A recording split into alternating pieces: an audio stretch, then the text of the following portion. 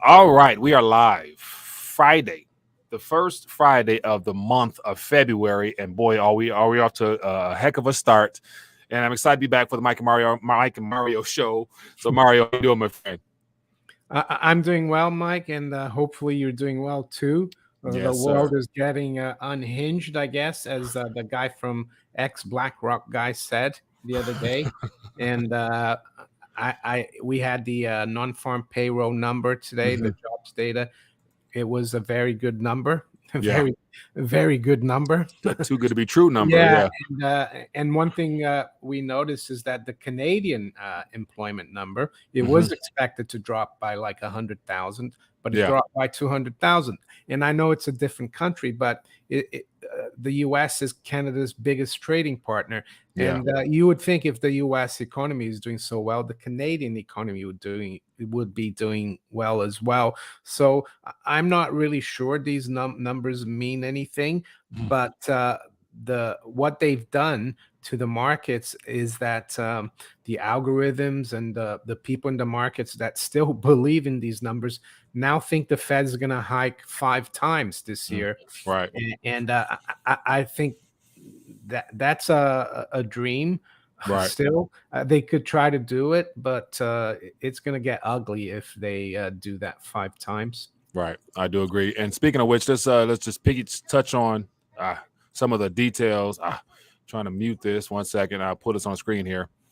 But just go back middle of the week, we were kind of being warned that the numbers might not be all that favorable before today. But this is Jennifer Psaki's little press conference headline. White House warns that the current health situation spike could skew January job report. But as you just mentioned, something happened within that last 48-hour period to, I guess, encourage them to be more favorable with those numbers rather than the negative number we're anticipating, which I think would have it would have hindered that narrative of a recovery. And so, as you mentioned about, let me put this on the screen here. As you mentioned, the difference between the Canadian numbers and the U.S. numbers, here's a big significant difference, wouldn't you say? Yeah, and I just saw an article in Zero Hedge. I didn't bring it up, but it said one of the reasons the January number was so big is that they use seasonal adjustments, and Mm, the adjustment was huge. So yeah, you could see this number in a year's time be revised down to like 100,000, but then it will yeah, be too late. Um, I think there's loads of revisions for last year as well. yeah. Let's And yeah, so talk about the revisions. So we have 467,000 jobs added as December revised, massively higher. Then you scroll down more, it talks about the BLS also devised December payrolls from 199,000 up to 510,000. And there's more. He said, as of the part of payroll of BLS's annual revisions, November was revised from 249 up to 647,000. So they were just going back and just revising yeah. everything. So, I'm trying to But figure out how do you pull I this looked off? through though. If you scroll up a little bit, those numbers there, Yeah, yeah, it does.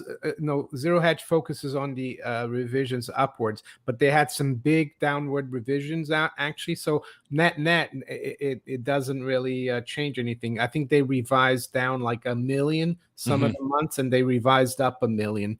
yeah, But what it shows these revisions is that can you really trust these numbers? I mean, right, from right, 199 to 510.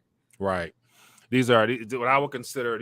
They're padding the stats in favor of the agenda they want to paint. So these numbers to me are bogus because when there's so much at stake, what truth can they really come out with that people would believe? They got to make everything look favorable, and I think this plays into more of their agenda of trying to really encourage the narrative that the Federal Reserve will definitely look to tamper down on inflation, even though let's jump into that. The what you call it the quantitative their accommodative policy rather as far as their current bond purchases whatever.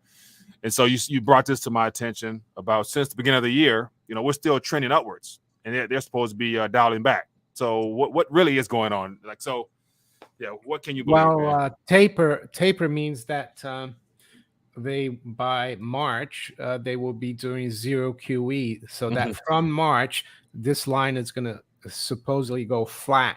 But right now they're still doing like 100. I looked at from the beginning of January to the Yeah. beginning of February, they still did about over 100,000 in QE, and they said they're going to pare back the QE by 30 billion. Mhm. And so that would be from 120 to 90. Yeah. But it doesn't look like they're doing it, or they're going to stop abruptly in March, Right. or they're waiting for some event, some excuse. And of course, the general public and even people in the markets, they don't look at this like we do. Right. Not at all. So you can continue to pump out the narrative of what you're going to do where you won't be questioned. Mainstream media is not allowed to question anything. There's always going to be that one or two things in front of us that they're going to use as a distraction. And it looks like the primary distraction amongst the mainstream circuit happens to be surrounded around Joe Rogan and how every single entertainer looking to deplatform themselves in protest until, Spotify does something with Joe Rogan. It's really sad because I don't watch Joe Rogan too much. My Yeah. wife actually likes listening to him, and he he doesn't say anything outrageous, and Right. he's got all the facts to back it up. They just don't like the way he thinks, Right. and he's not even like a Trump supporter. Mhm. From what I heard, he didn't even vote for Trump. If anything, he liked Bernie Sanders. So it's really weird Right. what's happening. It just goes to show that they're losing the narrative, the normies, Right. and And that's the thing. He just asks questions. He's just, basically ask his guests questions and they have dialogue back and forth. And it's just interesting discussion. Now, it just happens it counters the narrative they want us to believe. But yeah, am I surprised? Not at all. But let's continue on talking about the central bank's plans to tighten. So here's an article here that I think is worth diving into because not only the Federal Reserve is now talking about what they're going to attempt to do, but then we have the other leading banks as well. So central banks to embark on the largest quantitative tightening in history. And so that's a very interesting phrase there because this is the first time in history we've had central banks that have all pumped so much funny currency into the system. And so it's like, okay, why now? What do they literally all have in mind? Because they're looking to withdraw at the same time, in a sense. And that's what's kept the system alive. So, are they trying to yeah, really kill the system together or what? yeah. And if you look at the all the central banks' balance sheet together, Yeah, um, you got it right here. it's much bigger now, and they didn't even really do much after the '08 crisis. They couldn't. They started unwinding the balance sheet. The Federal Reserve did, Hmm.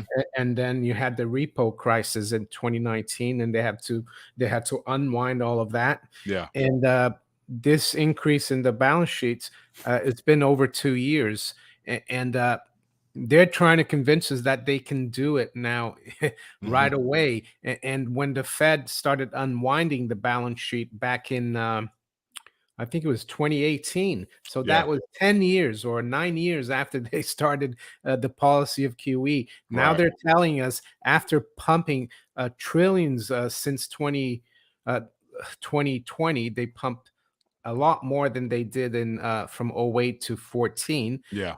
They're saying that they can unwind it all like in the next start already now, Right. even though they had to wait 10 years before. Right.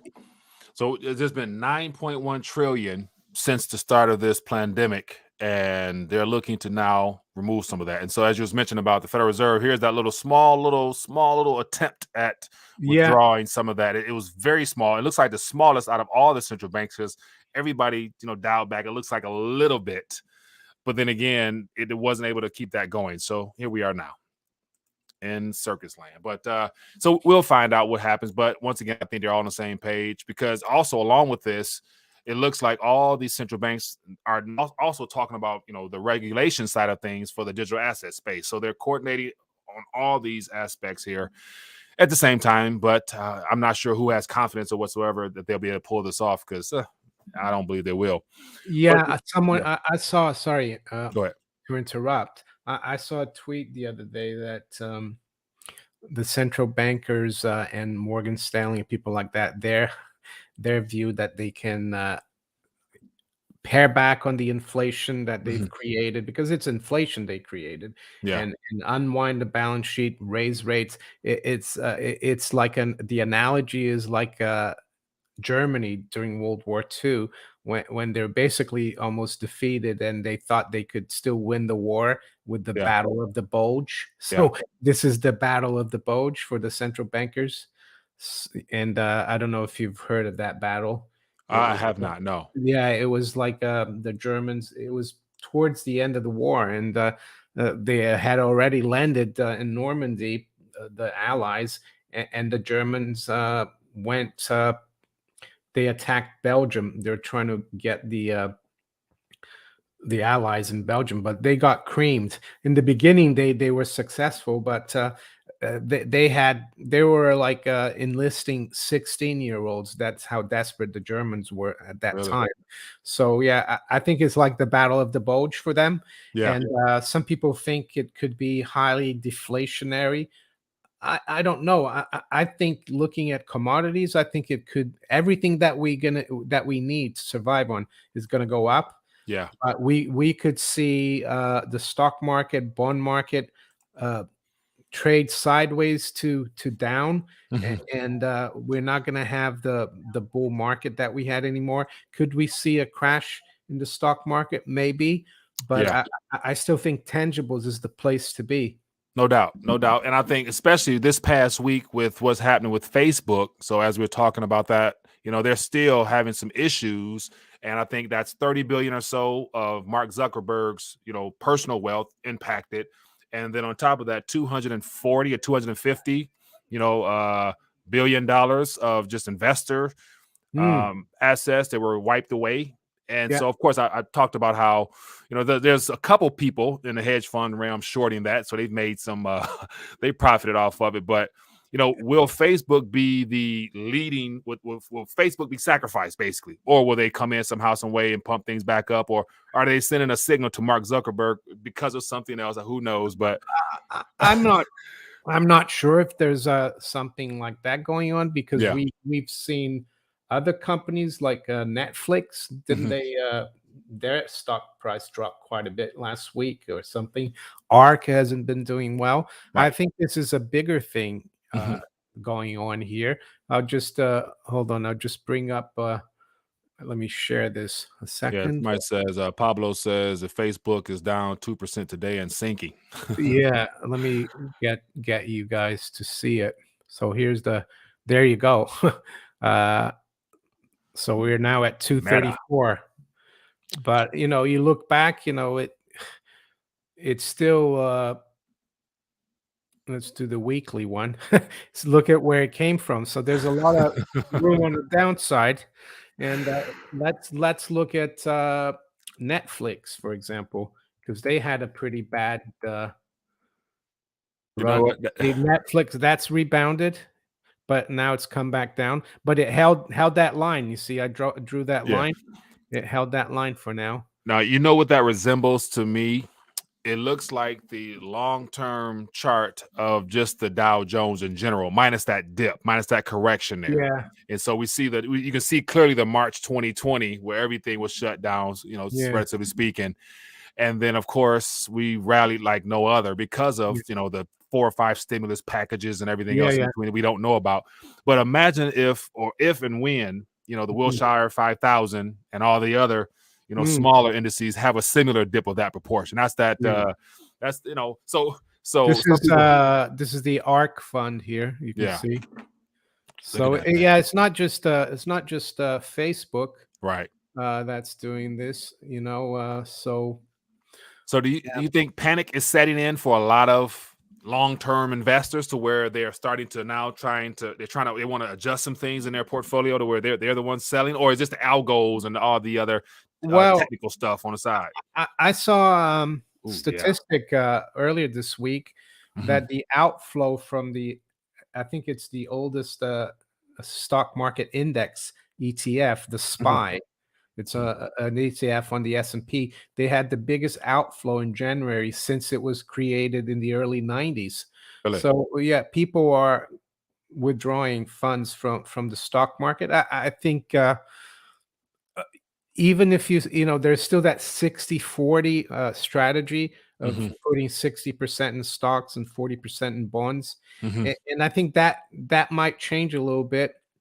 We could see maybe they move to like 50% stocks, 35% bonds, and Yeah. maybe put some commodities in there as Right. well now, even though some mutual funds or pension funds don't allow for commodities. But I think it would be wise, and Yeah. especially with what I think it's been a watershed for bond markets this week, Right. because we had the ECB meeting yesterday, and they said they're gonna start unwinding their balance. Well, not unwinding, but they're Mhm. gonna stop QE, start raising rates, and we also saw the Bank of England saying the same thing, and so there you go.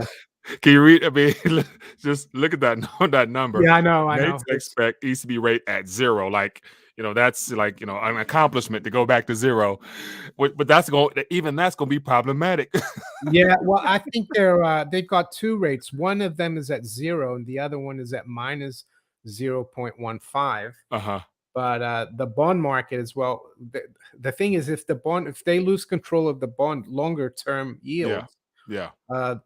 they won't have a choice. They'll have to raise Right. rates. And maybe with the euro, though, we could segue into what's happening with China and Russia and what they agreed to upon Mm. today. I think that Yeah. was very significant. Yeah, let me put that on the screen here 1 second, and then we can touch on that. So yeah, that's just more. Let me find it. Where to go? Here we go. I think this, and on top, I was listening as I sent you a little video clip. I was, listening to Xi and Putin, through their translators. Hmm. But they're meeting right now, or they met earlier today, rather. Yeah. But and so this was what was given as the first announcement of their, agreements to further their cooperation. So I think last year alone they were at 141 billion, and as of now they're attempting to get to 200 billion in trade. But what's interesting is they're not using dollars. And so everything else to this current moment is priced in dollars, but it looks like for this deal here, they're going to look at use euros. And so that is more of the de-dollarization process unfolding, which, puts in jeopardy the petrodollar system that is already under attack anyway. But one thing that was mentioned in that little discussion was their desire to continue to reform the global governance system. And then right after they talked about the monetary order or some, a world order, monetary world order or something like that. I'm thinking, like, oh, those are some big Did they words. say that? Really? Yeah, those That's some big interesting. words they throwing Yeah. out there. World order. I'm I like, okay. spoke about that today, and my videos are usually early, so the topic was this meeting in my Yeah. video, but they hadn't come out yet. But what I think is significant here is the euro part as well, and Mhm. that shows me that the Europeans are. I'm not saying they're going to abandon trade Mhm. and cooperation with the United States, Yeah. but they're looking also to diversify Right. and especially Germany, the new chancellor of Germany, Olaf Scholz. Mm. He used to be the mayor of Hamburg, and why is that significant? Well, because Hamburg is the biggest port in Germany, Mhm. and they have a lot of ties to China. Yeah. So so what's going to happen is China sells a lot of stuff to Europe. They get paid in euros. They're going to take those euros and buy Russian gas. The Mhm. Russians are going to take the euro, put it in their reserves, and use it to buy European stuff. So it shows us that Europe is committed also to supporting this multipolar Right. world. Right. And, Very and true. yeah, And it, can the Americans go to war against Europe and China and Russia? That's going to be difficult. right, exactly. And it looks like, so here's an article or this is an article I just found, but France is, heading to Russia and Ukraine to talk about all the tensions.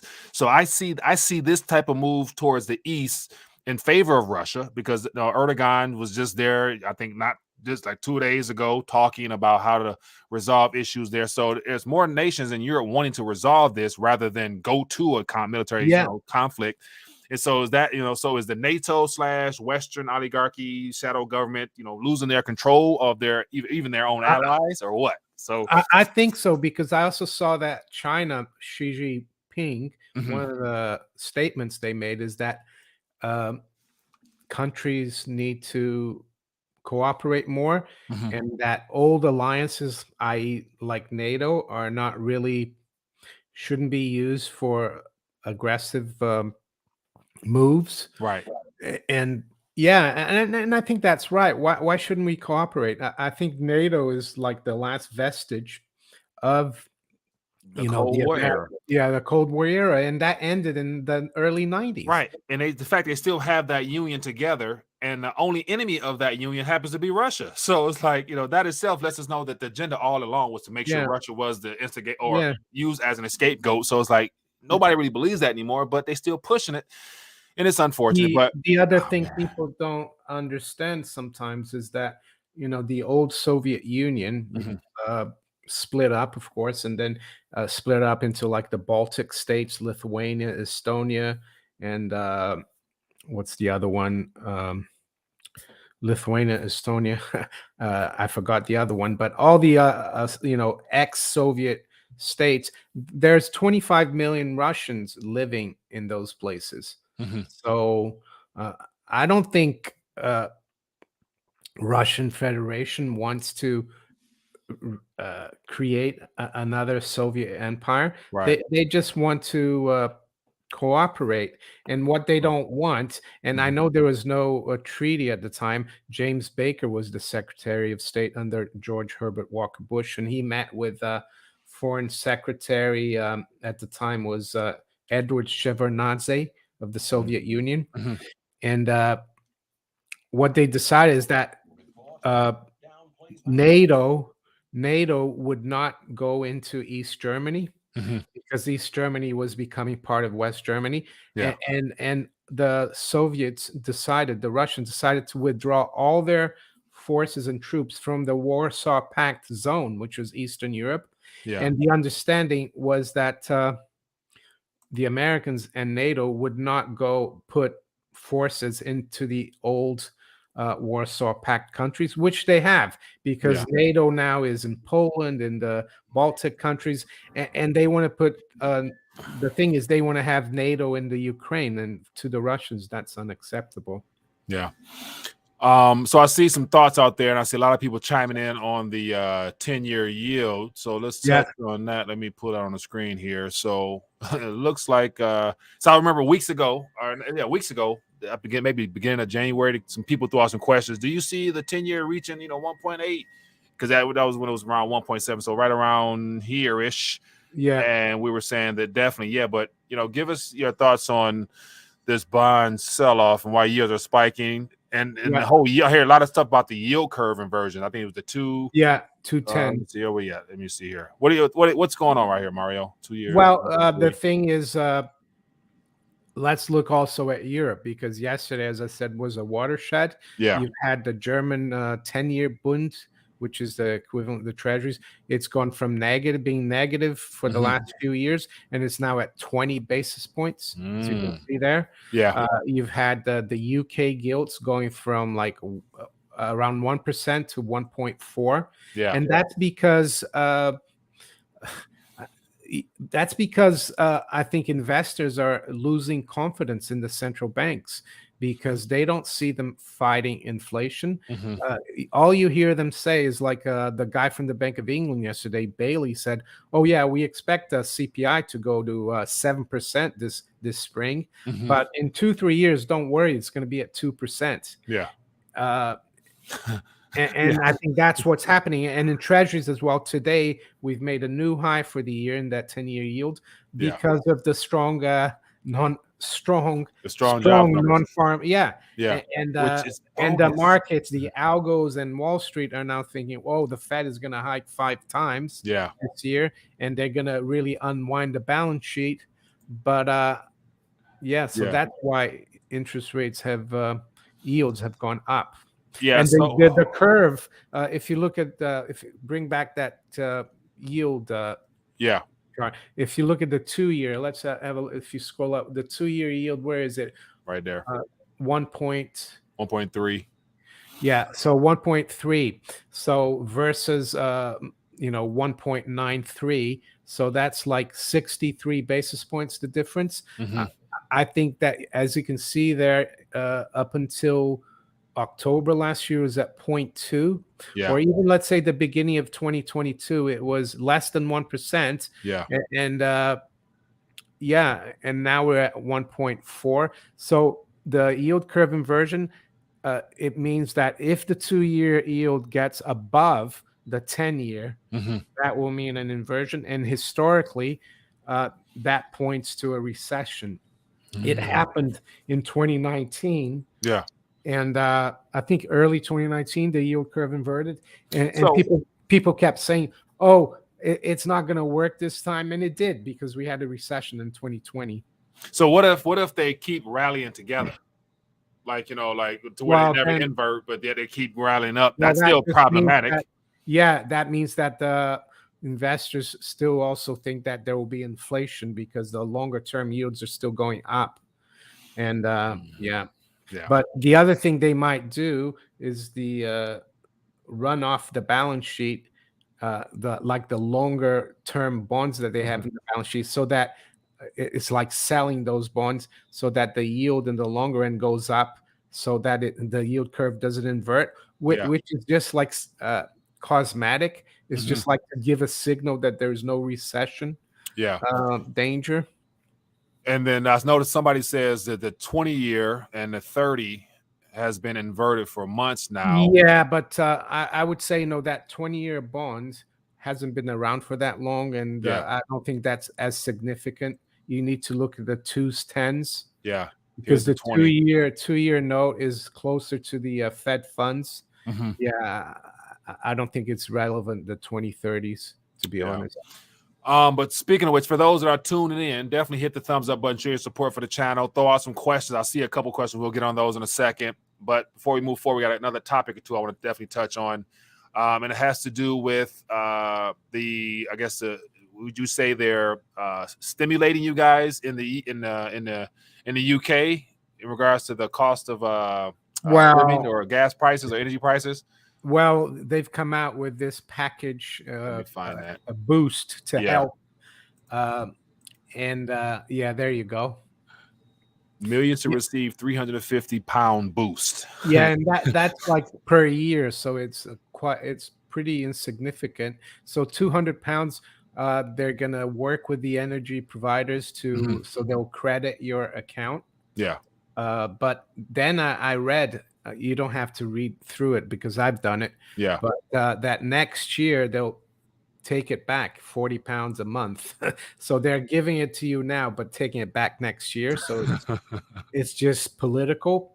And then the 150 is what they call the council tax, which is like a local tax on property. It's like a real estate tax.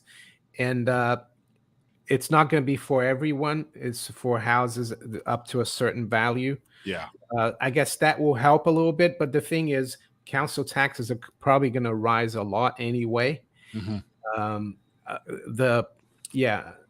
think the other thing as well, the general public, they don't understand inflation, right? And they're clamoring for the government to help, even though it was the government's fault through their borrowing and spending since the 08 crisis that's created this.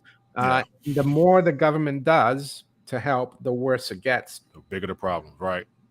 100%. So let's get to some questions. So here's a question from T Mo. It says, question: will having a recession, I guess, be a good or a bad thing?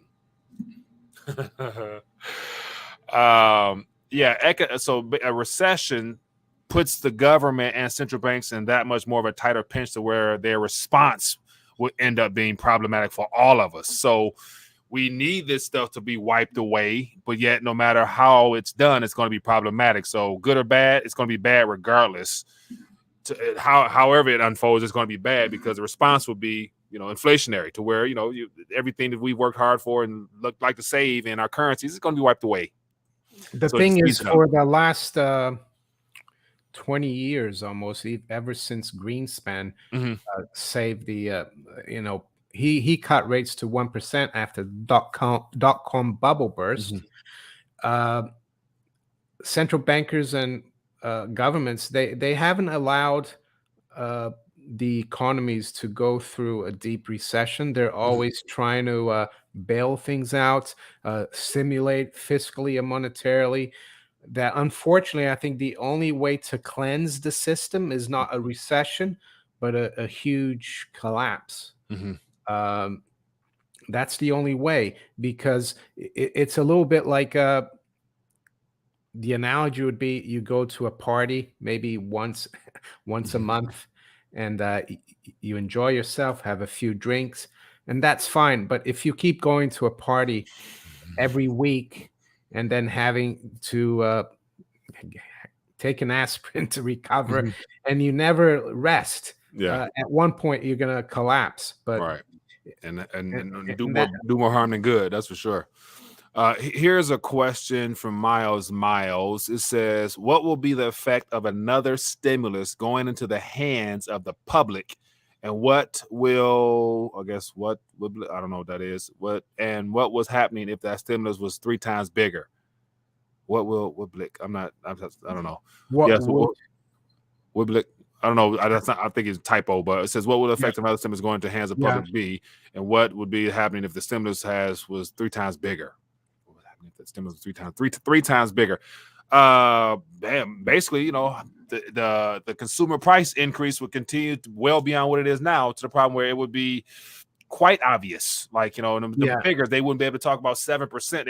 How would they try to cover that up? Will they actually be truthful? Because it's going to be definitely in the mid-teens, which would mean that the true figure will probably be above 20, above 30. Like, it would be double that more than likely. So, Yeah, and your Starbucks grande latte would be costing $15 or something. right. And Starbucks even mentioned that they're going up on prices anyway. So, it's I, naturally I, all I the got manufacturers. an email from the Telegraph newspaper in the UK, because I Mhm. subscribed to it. They're Uh, going up. and yeah, from £8.40 a month to £12.90. So it's Mhm. gone up 50%, the subscription. Really. And so Amazon Prime is going up, I think 20%, if I'm not mistaken, from whatever they Mm. are. It's going up, and so the question was, will people be still willing to pay that? And so more than likely, people will. But we'll see how it plays out. What will happen is people will use more discretion. There Yeah. won't be as much discretionary spending, Mhm. and or maybe some people will just keep borrowing and putting stuff on their credit card, Yeah. which I don't recommend. But Rolf said will be 30% official inflation. Yeah, and I think that number, that's the official number, but they would never give us no number like that, like, because their attempt to, fight inflation, the narrative that they want to use, they're gonna need a lot more than 5 or 6 hikes mm, to try to cover that one up.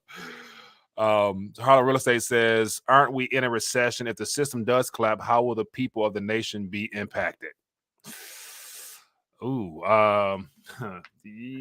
so it would, how the people will be impacted. I think the credit market would seize up. The banks would have issues. Government would come out with some type of immediate response. Federal Reserve would probably want their CBDC issued. That type of problems mar- would be out there. martial law, Yeah, yeah, yeah, because definitely. in '08, if you remember well, I think when Lehman collapsed, the Congress tried to pass this TARP Hmm. to save Wall Street, and it Right. didn't go through. And I think Hank Paulson at the time, he was the Secretary of the Treasury, Hmm. he, uh, and another politician, they went on the floor of Congress and said, uh, there would have been, if they didn't pass it again, that TARP, Yeah. banks would have failed. People wouldn't been able to get cash, and they would have to go into martial law. Yeah. So maybe now I don't know if you want to play that clip from that guy from BlackRock, and he talks about that. Yeah, give me 1 second here. So yeah, because I was going to also mention Glenn Beck's little rant about the 29 trillion that we were that we were told a lie about. So let me actually pull this clip up here. I'll cut it all the way up, and so we'll see if you guys can hear. So, Mario, before we do, explain briefly who this gentleman is. Oh yeah, he's a former executive director of BlackRock. So I checked, and he did work for BlackRock for 10 years. So he's legitimate. And you said Trader Steph. Yeah, Trader Steph mentioned that he's legit. She validated him because I think this excerpt comes from a 20-minute or so interview on the Banner's War Room or just on Rumble. Yeah. And he goes into things a lot more in depth in reference to. Yeah, he sounds a little bit like us, and he's a big money player. So I'll play this real quick. The global debt bubble is at its peak, and it's becoming apparent, given what's going on across the globe, that we're at the end. And due to that fact, we're going to see lots of crazy things in the financial markets. I think we're going to see the credit markets become unhinged, the equity markets become unhinged. The Fed got a reprieve from COVID when they were able to, the cover of COVID, print 65% more money to keep this thing afloat. But we're at the end days here, and a lot of what you're seeing in the response from global governments is what I believe is setting up a system to, under the guise of medical tyranny, to prevent the riots that are going to ensue once this thing all unwinds. That's my personal belief, and I watch what people do, know what they say. The global debt. So that's a little bit of hold on a second, cut this off. All right. So that's directly from someone who it happens to be well informed, who was a part of the .com as well as the great financial crisis, saw that stuff coming, and all that type of stuff. So yeah. So I guess that's relevant to that previous question, what would happen. Right. Exactly. All right, let's keep it moving. So CBDC will be their solution. Definitely. So speaking of CBDC, let me share with you a little bit of an article as to how the MIT and the Federal Reserve is making progress with their centralized cryptocurrency. So let me pull this on the screen here. But they're trying to tout how fast it is in comparison to Visa. But it says move toward digital dollar gains steam as Boston Fed says its prototype can handle 1.7 million transactions per second. So they're trying. Here's the selling point. It's faster than this. It can handle the load. So, and the question would be, do people actually think this is just something that has been developed, or this was ready all along? Would be the question. Well, I think MIT has been involved with crypto from day one. Epstein as well. They're all involved. Correct. So Michael Stagler, you name it. Yeah. So it's not surprising. And the thing is, I read that article, and it said that it would be backed. This CBDC would be backed by the Fed. Mm-hmm. I guess some people still trust the Fed. I won't. Right, but that's the thing. But if majority of the people right now don't have a clue as to what's going on, they'll think nothing of it if it's coming from the same source of the currency that they have now, because they don't realize the currency is a problem itself. So especially if we have that type of Mad Max scenario where it was just explained by Mr. Dowd, it'll be welcomed with open arms because of the sheer nature of the economy, to where people get answers. And they've gotten young people and even older people. I've used cryptocurrencies, wallets. People are used to it now. Just download your Fed app, and register, and they'll send you a few Fed dollars. Right. That's very true. So feel free to throw out some questions. We'll get it going. But also, let's take a look at the metals price right now. And so looks like we're in a green at this current moment after a slam down as usual. So that's the thing. Like every single day at around 9:30, 9:40-ish, when the COMEX opens, there's an automatic sell-off. Like, wow, it's right on time. It never fails. Yeah, COMEX actually, the regular, they trade almost 24/7. They Yeah. trade 23 hours, but the regular hour in the US is at 8:20 New York time. Mhm. So around that time, you always see gold and silver come off. And sometimes, like you said, before the stock market opens at 9:30, they slam it down. And they usually slam it down no matter what the jobs data Mhm. is. Right. They slammed it down yesterday as well, I think to 1788. Mhm. But it looks like it doesn't want to stay below 1800. So Right. Now, I was watching a TA guy, the market sniper, one of his videos, I think yesterday. He was, showing some charts and doing some TA stuff, showing the bouncing of, the metals off the bottom trend line, and just saying that, I got bad news for you guys, but on the long side of things, it's going to be favorable. But pretty soon I see silver going to, I think he said 1830. And then if it gets, something else happens, it's going to 13. I'm like, damn. well, they can do it. actually, he interviewed me yesterday, Okay. and and we spoke about the dollar index, and I told him how bearish I was, and he was the other way around. Uh-huh. So yeah, I mean that's why there's a market. Some Mhm. people buy and some people sell. He Yeah. could be right, but I just want to show a chart here before we finish, Yeah. because I actually tweeted this out. I'm gonna share this with you guys. Hold on. Just to show you, to give you an idea, because I know the general commodities are doing really well. Hold on. How do we? And Fidel, those that are tuned in, definitely hit the thumbs up button. Show your support for the channel. Oh, I sorry, I So don't you're know. good. Oh, here we go. Is that it? Nothing popping up on my side yet. Oh no. Uh, fr Let me see if I can. Let's hold on. No problem. No problem. No problem. Live by charts and die by charts. Yeah, hold on. Share screen window. Prompted. I'll No. remove mine. What about nothing? No, don't worry about it. Well, I will probably talk about it in one of my videos. So what I looked at is, like, for example, the CRB index, which is picking up quite a bit now. We've seen crude right today at $91. Mm-hmm. But if you look at 2008, the CRB got up to like 600 something. Yeah. And gold got up to like 1,000. And now the CRB is still like not even back up to that. Actually, it's not 600. It's about 450 or Mm-hmm. something. And now the CRB is around 260. And gold is at 1,800. So actually, what I think is happening Mm-hmm. is that commodities are catching up to gold, and gold's been waiting for commodities. Yeah.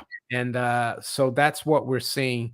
And it's too bad I can't show you the CRB chart because it's looking really bullish. Which one? I have the CRB index on the screen here. CRB index Yeah. increased. Do a bit more long term. Do a weekly chart. Let me Go back see. as far as possible. I can get my that one up. Hold on. Here's the 5-year. Here's 1 year weekly. I'll bring it up. I can bring it up. If Okay, go ahead. Let's see, CRB. CRB. Index. Here we go. Oh, here I've got it right here. So we're gonna share this now. Share screen. Chrome tab. Here we go. All right. So you see it here, right? Yeah. So you see there, 2008. Yeah. We got up to 477. Mm-hmm. And that's when the year gold went to like 1,030. That was an all-time high in March of 2008. And then in 2011, gold, when the CRB came up here to this level, gold went to 1,900. And now gold is still at 1,800, but the CRB is still down here. Mm-hmm. So that's what I'm trying to say. If the CRB was coming down here and failed to break through this, then maybe I would agree with the market sniper that gold would come back down. But what this is showing me is that we're going to get more inflation. I mean, it's not going to go up in a straight line. We're Yeah. going to get some corrections, but this looks very bullish. Yeah. CRB.